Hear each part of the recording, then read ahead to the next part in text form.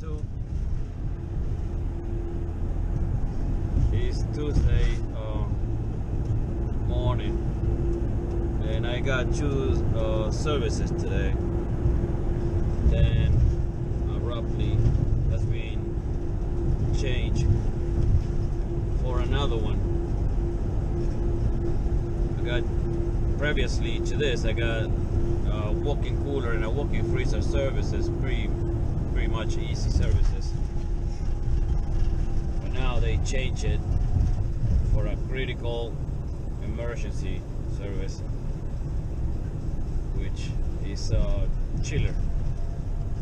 And as you know, chillers are not very friendly when they are in emergency state. See, yesterday a previous technician found a bad compressor. The chiller is a two-stage chiller. First stage compressor, it was running on high amps, so they cannot have it running normally. Every time the compressor was running, it was getting really high amps, almost 3 times as normal. Tripping the breakers and putting the chiller in alarm. And it's an MRI chiller to make everything easier. So the technician has been told to swap the compressors. Stage number 2 compressor, it was down momentarily because of a refrigerant leak. So until we get the approval, that compressor, it was down. So the chiller was running on one compressor. Now this compressor took a crap. So they swapped the compressors. Well, he swapped the compressors. The number 1 compressor that is running on high amps, he just took it out and he connect instead the compressor number 2. So he put number 2 as number 1. Everything, it was going as the plan, but the compressor, it was just kind of a short cycling. So the guy at this point, it was, I can imagine, you know, the pressure of the customer asking, you know, what is gonna be done, how long it's gonna take, and having all the patients in line, all of them waiting for him. They, you know, they put a lot of pressure on that situation. So he ended calling tech support, and I believe they didn't communicate very well at some point.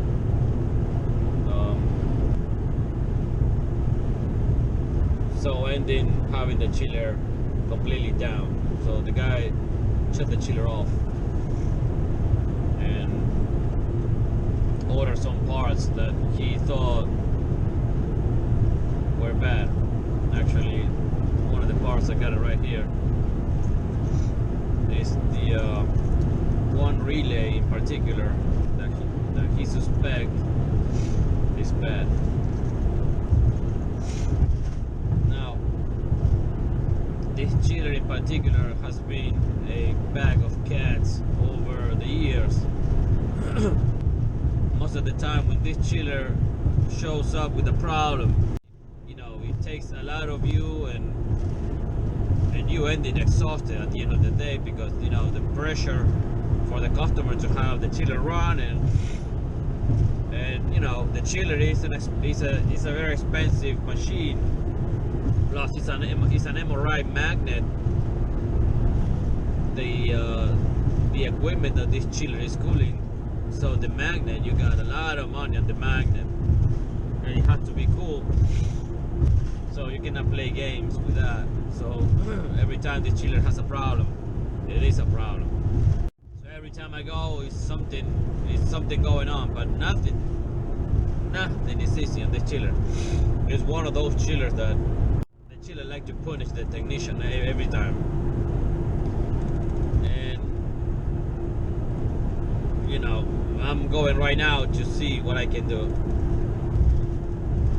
I'm not very happy going at this point when I'm knowing that the customer is not happy, you know, because the chiller is down completely. I trust in my guy who serviced the machine the best he could. But, you know, sometimes the customer do not see that, you know. We try everything possible. So the customer is kind of unhappy. It's not only one chiller. This company got many others that we service. So if we lost one, we lost all of them. So that's my service call in the morning. First call in the morning, that's what it is. It's not easy to start the day like that. You know, I'm trying to get prepared for whatever I can get when I get there. For whatever situation, I'm gonna try to cool down my mind as much as I can. Try to don't hit my head and don't lose my nerves, because the chillers, you know, the chillers are really, the chillers can make you lose your mind really quickly, really bad, and then you lose the control of the situation. So I'm trying to maintain my mind as cool as possible. So it's 8:30 right now. I still have 10 more minutes driving and I'm gonna arrive. I don't know if I'm gonna put this video on YouTube, since it is very critical, you know. It's a nasty service call. I can see it. And the situation is not gonna make it any easier. But it is what it is. I've been in this road many times. Many times. So, alright guys, see you there.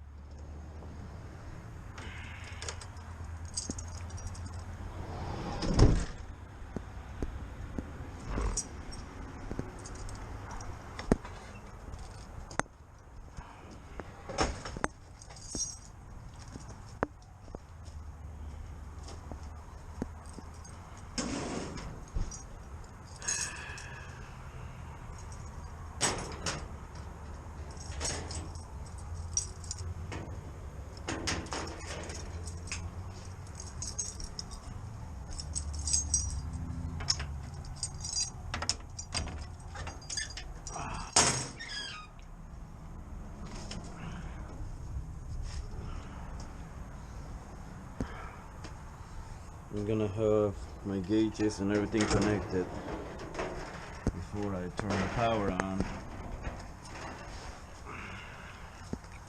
so I can have my readings ready. This fucking place, man, there's no fucking room for shit.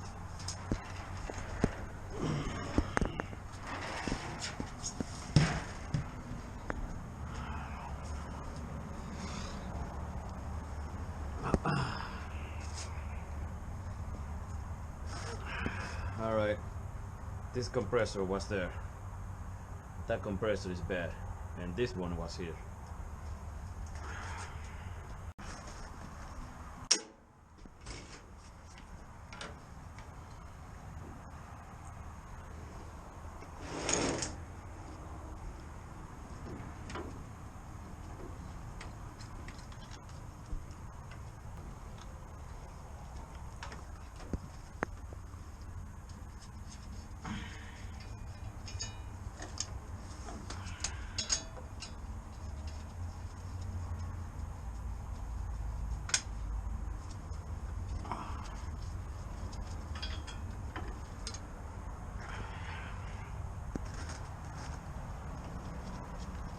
Sorry guys, I'm not talking too much.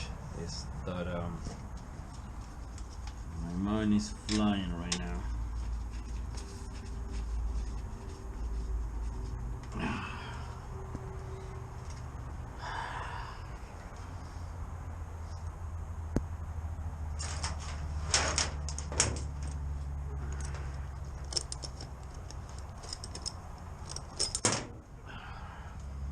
Alright.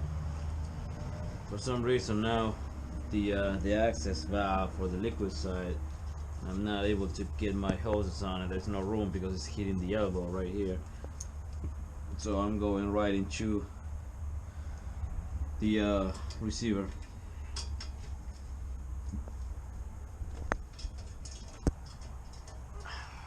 Okay.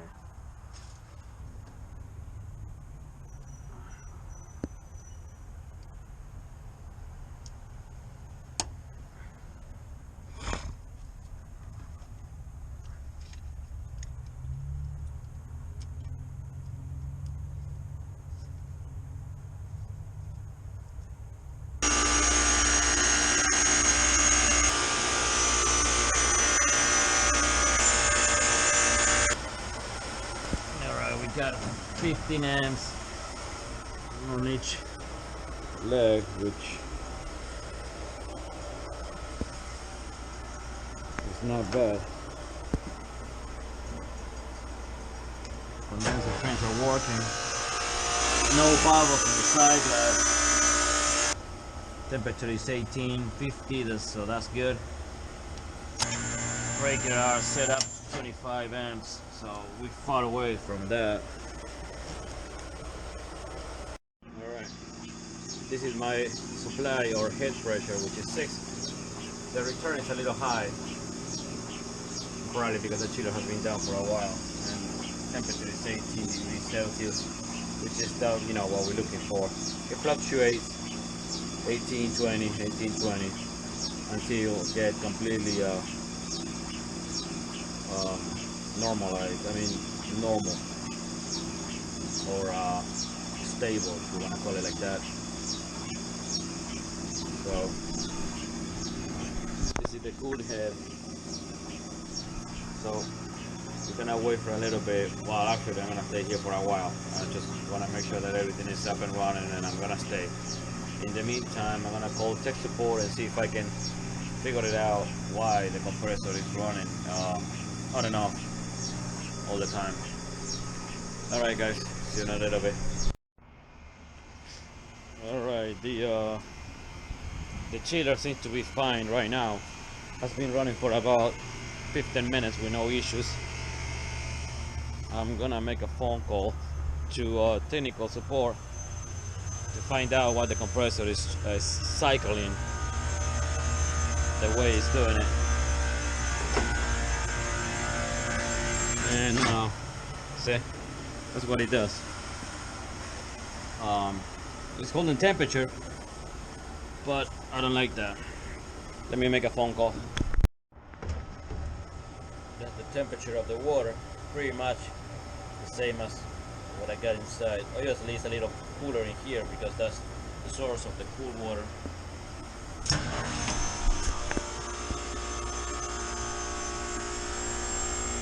Condenser fans are working. So alright, let's make a phone call.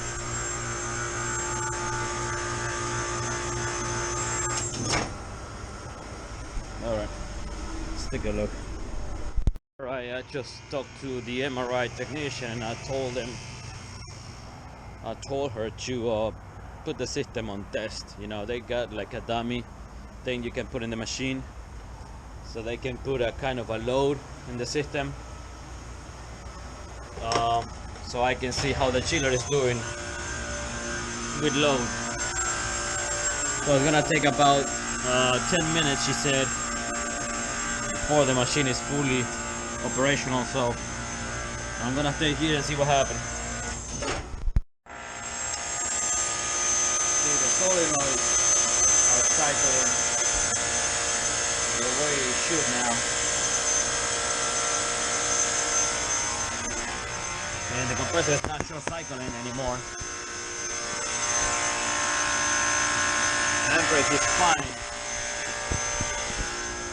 and the pressure is alright. But I just saw a trip, an overload, tripping this breaker, which is set up to 25 amps.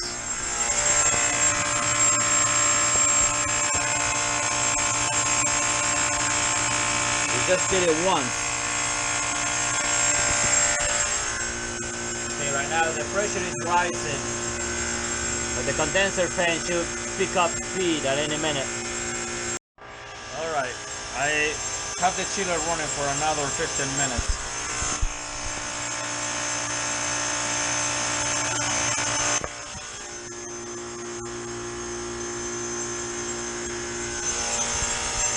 And it didn't happen. It just happened once. What I saw is, sadly I didn't have the camera with me. It happens like 30 minutes ago. So I'm just watching and hoping that I can see that happening again, because through all this time it just happens once. So let's see what happens.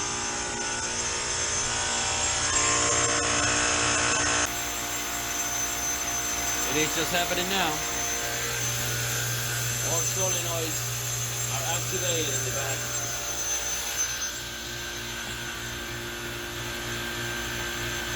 Pressure stay there. Then we will move. High amps. Fans are running.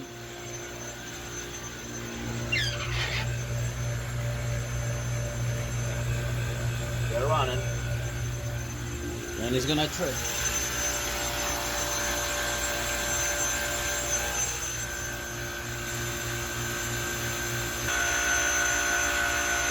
In the black, 25 in the blue, in the yellow, and nothing in blue.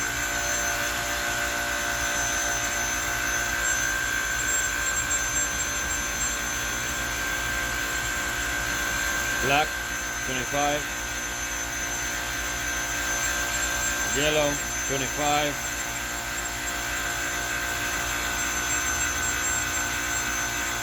two phases that got amperage, very high amperage, and just one of them didn't. And I was having reading over here in between these two, and I got 100 volts. So I have the feeling that this contactor is not good. So let's check it out. All right, so far I believe I found what the problem was. My contactor is bad. I just have continuity in these two legs. This one, it makes it sometimes it may not. So I'm probably gonna take the contactor apart and see how it looks like, how it looks inside the contact. Now remember that I had this issue with this blue leg not having power. This is the one that it was going to that leg on the contactor. So now you can see I got 15.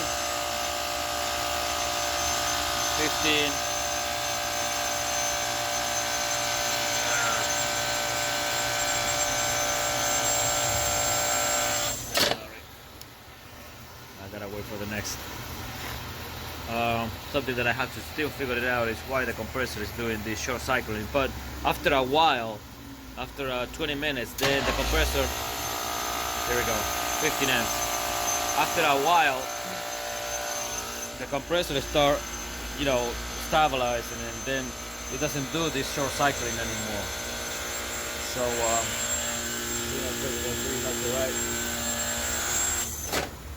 So let me see if I can take this apart.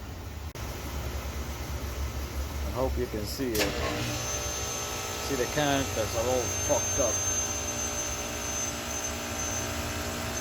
Same thing on that end.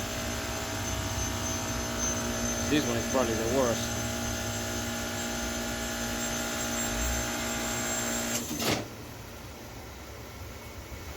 Yeah, that one is really bad.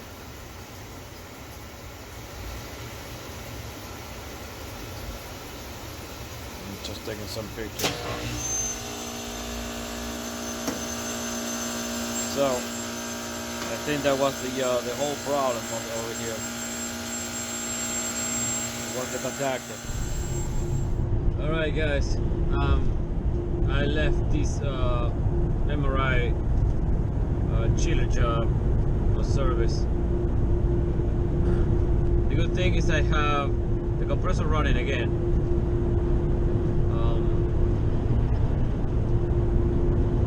It's not that I don't like chillers, but the chillers put a lot of pressure on you when you worked on it. You know, most of the time you just have a small window of time, and you gotta do a lot of stuff, you know, in order to get it to run.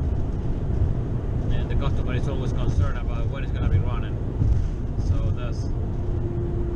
I'm gonna make a video, a special thoughts on the road about chillers. That's a different animal, but I gotta run it. So we got a history of problems with this chiller going on overload most of the time. The problem with these contactors, I don't know if you saw it, is that, you know, you have to take it apart completely in order to find out how good or bad are the contacts inside the contactor. And so I'm probably gonna recommend to replace the contactors every 2 years, so at least we can have fresh contactors for the customer, and the price of the contactors are not expensive, and then they're gonna save money on services. And compressor, because, you know, if the contactors are not good, it may end in damaging your compressor. You know, this one, it was single phasing. You know, I'm guessing that the contactor was operational. You saw it. I got the 3 legs powered all the time, and after 20 or 30 minutes I lost 1 leg. So what I'm thinking it was happening is that the 2 other legs get welded, and leaving one of the legs partially free, and that's what it was causing this overload protector on the chiller tripping, you know. And actually you can see the contacts are really bad on the contactor. So that's a good thing, you know. Besides the stress of having the chiller running, I got it finally running. I ordered 2 new contactors. We got the compressor coming also. Also in that chiller there is a leak on the second stage that also we're gonna take care of it. So that's basically the next service. It's gonna be probably a full day and a half of work for 2 men. But well, I got it running now. But you know, it's funny because if you turn on the chiller and you let it work, or you let it run for 5 minutes, you see that everything is fine, and then you go home, and then the real problem shows up 15 or 20 minutes later. Then you said, what the heck is happening? And I mean, it was completely fine when I left. So it's very important in chillers to stay at least a couple hours after you finish your service. Stay a couple hours and make sure that everything is fine, because the chiller can, you know, it can take you by surprise, you know. And you know, that's the best way to go with the chillers, you know. But all right, so finally I got it running. No more stress for the rest of the day. All right, guys, thank you for watching.